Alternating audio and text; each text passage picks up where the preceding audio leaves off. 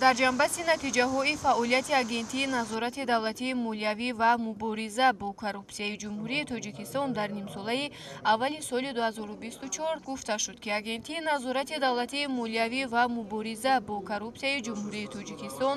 дар нимсолаи аввали соли 2024 ҷиҳати амалисозии вазифаҳои хизматӣ пайваста тадбирҳои судмандро роҳандозӣ намуда дар самти назорати истифодаи самараноки маблағҳои бюҷетӣ, пешгирӣ ва ошкори ҷинояту ҳуқуқвайронкуниҳои коррупсионӣ, риояи ҳуқуқу озодиҳои инсон ва шаҳрванд корҳои муайянеро ба анҷом расонидааст. Дар нимсолаи аввали соли 2024 агентӣ дар ҳамаи самтҳои фаъолият 291 миллион сомонӣ ба давлат барқарор намудааст, ки 191 миллион сомонии он ба сурат ҳисобҳои бюҷетӣ, 93 миллион сомонӣ бо роҳи даромад кардани воситаҳои пулию молӣ ба манфиати давлат рост омада, 5,7 миллион сомонӣ ба фоидаи ташкилоту муассисаҳои давлатӣ ва шаҳрвандон мебошад. Кормандони агентӣ ҷиҳати тарғибу ташвиқи сиёсати зидди коррупсионӣ ва пешгирии ҳуқуқвайронкуниҳои коррупсионӣ 825 вохӯрӣ гузаронида, дар ин раванд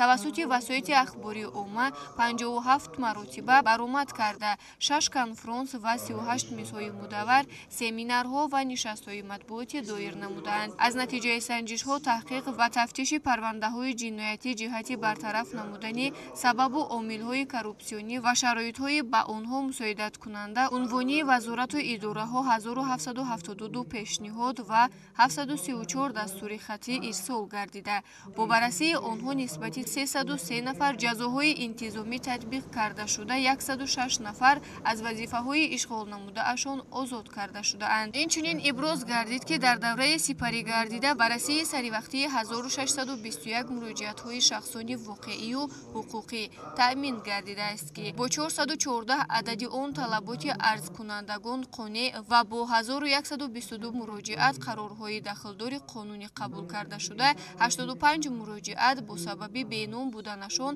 мавриди баррасӣ қарор дода нашудаанд. Дар як вақт аз ҷониби роҳбарияти агентӣ 112 нафар шаҳрвандон қабул гардида, аз рӯи муроҷиатҳои онҳо чораҳои қонунӣ андешида шудааст.